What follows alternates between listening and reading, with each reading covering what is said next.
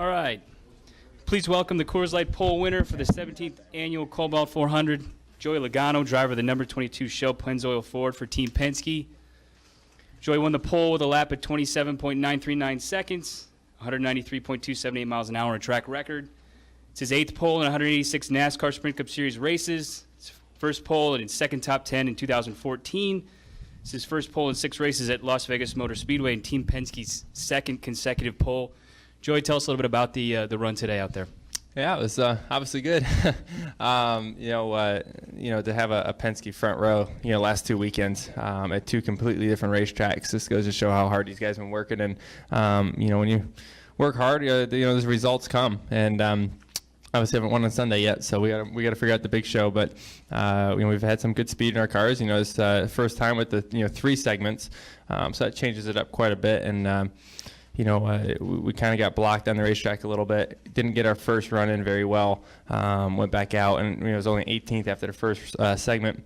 Then you kind of get to reset. Take a deep breath, adjust on your race car, cool it off as good best you can, and go out there and run again. And we were able to win the last 2 segments. So, guys did it great. This whole Shell Pennzoil team, they're a bunch of hardworking guys. It's so much fun to work with them, and we're here to win this year, and we're trying to prove it. All right, let's open it up for questions. Go to Reed, then Jeff. Reed Spencer with NASCAR Wire Service. Joey, is it the speed in the cars, or do you guys have this thing figured out in some way that no one else does? And second, can you talk a little bit about the close call with Ambrose in that first section? Yeah, I guess you're talking about your having qualifying figured out, right? Yeah, it takes both. Obviously we didn't have qualifying quite figured out the first run out there, because if we did, we would have a clean lap in.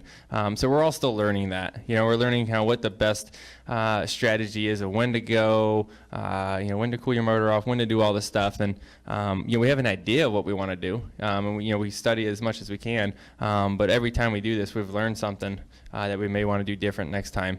I do think just the speed in the cars really shows up the best. We're able to go out there, make sure you get a clean lap. I mean, that's the biggest thing, is make sure you don't have someone pull out in front of you, which is easier said than done, because you really can't control what everyone else does. But all you can do is make sure you get the biggest hole you can out there, and make sure you lay down the lap that I get paid to do, and make sure they set up the car like they get paid to do.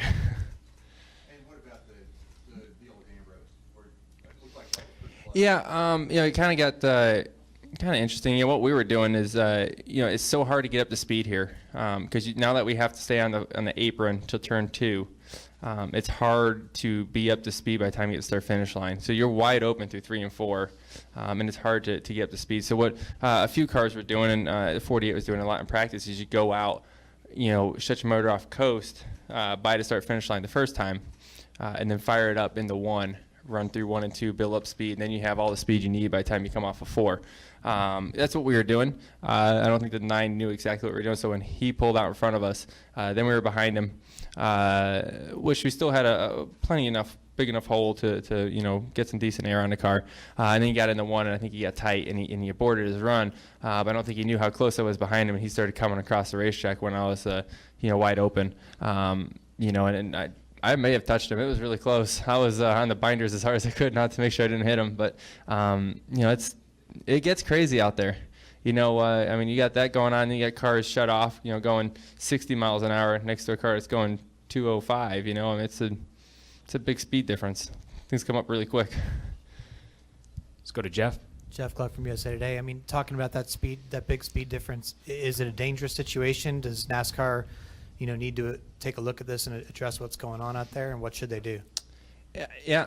Next weekend's gonna be crazy. I mean, this weekend at least we have the apron, right? So we can run the apron all the way around here to cool them off. So that's good. But next weekend we really don't. You're gonna a half-mile racetrack, and you're looking at all these cars out there at the same time. You're going to have 50 cars out there next week, That's going to be, on a half-mile racetrack, that's going to be tight. So, all of us have the technology. We have cool-down units. We use them every weekend in practice.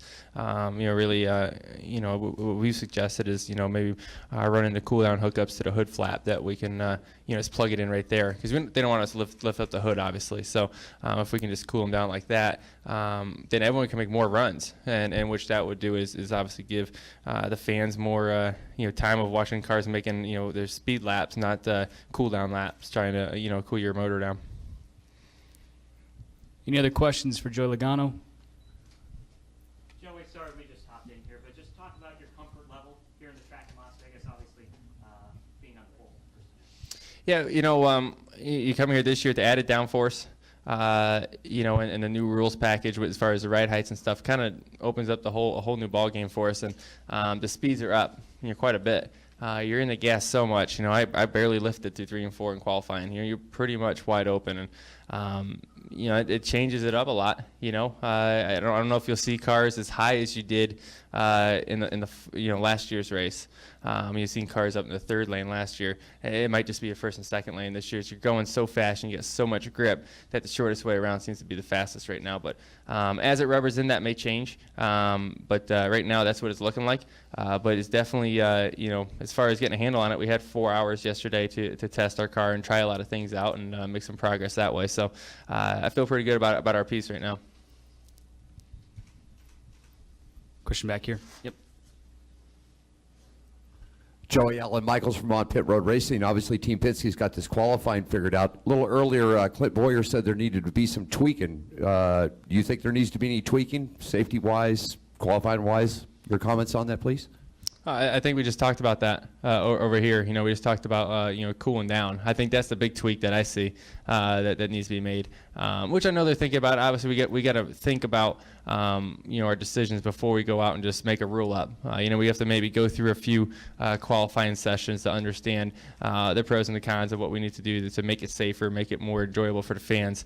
And it's definitely, I think it's way cooler than the old style qualifying. Don't get me wrong, it's awesome. There's a lot going on. For the driver, you used to wait on pit road for an hour and then you get to make one lap and you're done. So now you got 3 opportunities to get eliminated basically and then go for the pole. So it's just such so much more goes into qualifying. So it means, to me it feels like it's even more special to get a pole now. There's a lot more work goes into it.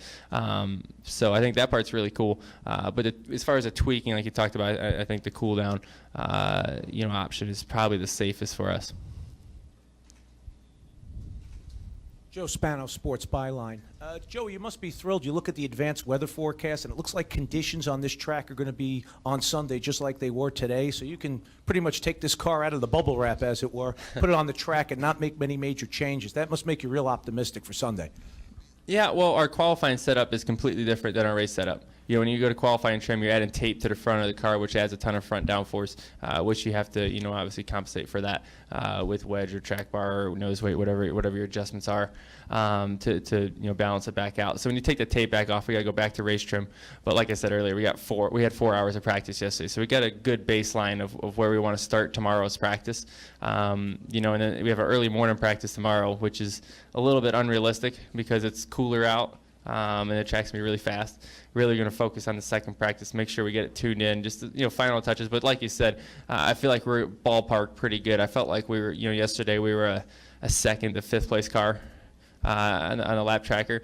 We just tune in a little bit more, we can be right where we need to be. So obviously we got the track position to start. We got the start with that clean air. Just gotta make sure we get a good start, get that lead, and focus on.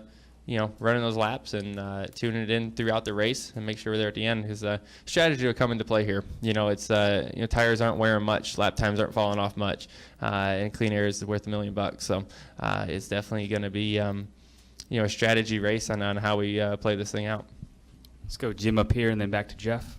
Jim Uttershaw, Observer, you kind of touched on this a little bit about talking about how qualifying used to be waiting around and taking a long time.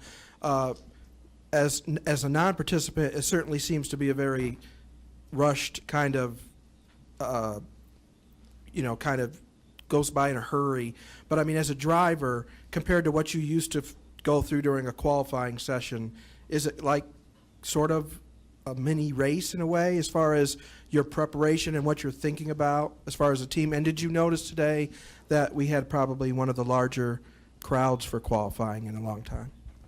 That's good that we had a larger crowd. I mean, that's the whole point of this. Yeah, a lot more preparation goes into it. A lot more communication between myself, my spotter, my crew chief. not really about our race car, but how we're going to go out here and what's our game plan when we go out there. And it's changed every time we've kind of had a game plan going into it. It's changed every time so far. So at least we're pulling audibles and they're working, so that's good. But it's definitely, like I said, a lot of stuff goes into it, a lot more thought goes into this, and that's why I said winning the pole means a little bit more than it used to, even because it's not just one lap and the fastest car gets it. It's a fast car and a great strategy, running a great lap, cooling down the way you're supposed to, making the adjustments in between run to run and to get faster, because everyone's going to get faster, especially at a place like this where there's no tire wear. Every run's going to go faster and faster. When you get to places like Richmond or Atlanta, it's not going to be like that. We're going to keep going slower. So that'll be interesting and a totally different strategy to see how that works. But we're all learning right now. We're all learning. It's all new to us, and but we're having fun with it. I enjoy it. I think it's cool. It's a little nerve-wracking when you're on the edge of getting bumped, or you're sitting on the pole and you're waiting for other guys to go, and you're counting down 30 seconds, and there's still the 99 and the 17 out there, and you're like, it's a little nerve-wracking that way, but it's still fun. I've enjoyed it. Yeah, you're on the clock for sure. Your eyes are on the clock the whole time. You're always constantly knowing how much time you got left, and it's tough. You want to go out there early enough to make sure you can cool down and maybe make another run. But then if you have to make another run, then you're kind of set yourself back for the next run because you can't cool off quick enough to reset. So there's a lot that goes in there. You want to make sure you just get the most of it every time you go out there. Can you just clarify? Do you currently have the technology that you could plug in without lifting the hood? Right now, you Yeah. can already do that, right? Yeah, we got all you really gotta do is put in an adapter basically that hooks to where your cool down would go now, which is under the hood. Just basically run a couple lines up to the hood flap, and you can just plug and play. It's a pretty cheap fix right there, and we all have the technology to obviously cool them down. We do that in practice every week. So we all have the stuff, and we brought the pieces with us just in case the rule is made here. But we'll see what happens. Like I said, we got to run through a couple qualifying sessions to understand what we need to do, and make sure we don't make a rule and then regret it later. We got to make sure we're methodical about it and do the right things. All right, any other questions? All right, thanks, Joey. Great. Congrats, and good luck Sunday. Thank you, guys.